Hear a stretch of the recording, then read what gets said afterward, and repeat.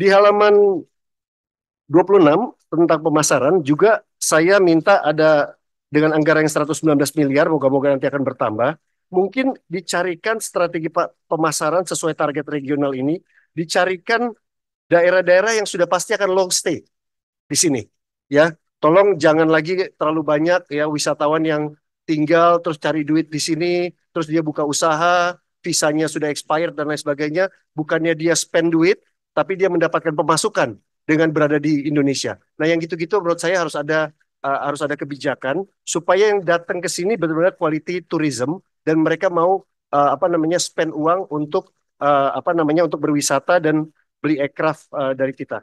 Dan Oke. terakhir, nah ini yang terakhir, ini di halaman 30, rencana kerja Politeknik Pariwisata. Jadi gini Bu Menteri, saya punya pikiran bahwa kita ini harus memfokuskan SDM kita, terutama Poltekpar, ini kepada target kita yang jangka menengah. Jangka menengah itu kan target kita kan 39 miliar US dollar ya.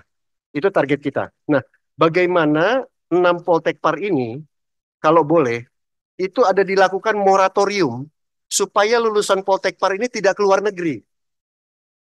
Harusnya lulusan Poltekpar yang anggarannya dari APBN disepakati oleh DPR dan pemerintah, harusnya sebesar-besarnya mereka bekerja untuk kepentingan pariwisata dalam negeri. Nah, dalam negeri yang mana? Terserah Ibu Menteri, mau targetnya gimana untuk mencapai 39 miliar US dollar. Contohnya, Ibu Menteri fokusnya misalnya di Labuan Bajo, Danau Toba, Bali, Borobudur.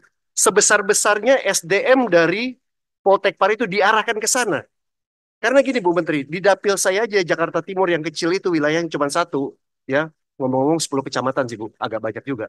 Jadi di tempat kecil itu yang namanya vokasi Bu, mahasiswanya tuh udah di ijon. Di ijon tuh artinya sejak semester 3 mereka sudah ditarget sama perusahaan. Kamu bakal kerja tempat saya ya, kamu bakal kerja di tempat saya. Kenapa teman-teman Poltekpar tidak di ijon langsung? Oleh dunia industri yang ada di super prioritas dan prioritas. Jadi kita fokus, nembaknya itu targeted. Jadi sniper, Bu. Bukan tembaknya pakai semuanya tembak, tapi ini sniper. Nah, jadi Oke. bagaimana Poltekpar ini betul-betul diarahkan untuk super prioritas dan prioritas yang mendatangkan devisa dengan target berapa? 39 miliar US dollar. Udah gitu aja. As simple as that. Gitu. Jadi yang terakhir pimpinan, aduh ampun. Oke, lima Ini menit. buat kita semua, sorry. Sudah 5 menit. Oke. Iya, iya, ampun. Yang terakhir, RUU pariwisata. Ini buat Siap. kita semua ya. Siap. Jadi Bu, ini ada RUU pariwisata. RUU pariwisata itu dikerjakan Komisi 10. Itu carry over. Carry over, udah ada surpresnya, surat presiden. Tapi surpres presiden yang lalu. Jadi artinya di dalam surpres itu, mitra yang membahas itu, kementerian yang saat ini sudah nomenklaturnya berbeda-beda. Seperti Menteri Pariwisata dan Kreatif itu kan sudah terbelah. Menteri Pendidikan dan Tinggi sudah terbelah dan lain sebagainya. Untuk itu di dalam penugasan kepada komisi itu ke Komisi 10, bukan Komisi 7. Nah, untuk itu mungkin kalau kita kemarin dalam badan legislasi itu sudah ditetapkan bahwa Undang-Undang Pariwisata menjadi apa namanya?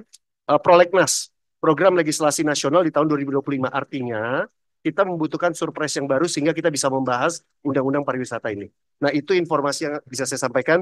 Mohon izin Siap. pimpinan, terima kasih, terima kasih. Siap. Wassalamualaikum warahmatullahi wabarakatuh. Waalaikumsalam warahmatullahi Merdeka. wabarakatuh. Merdeka.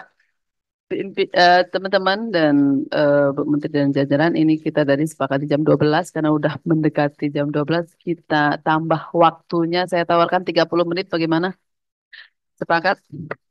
Ya, karena masih ada 9 penanya, saya mohon izin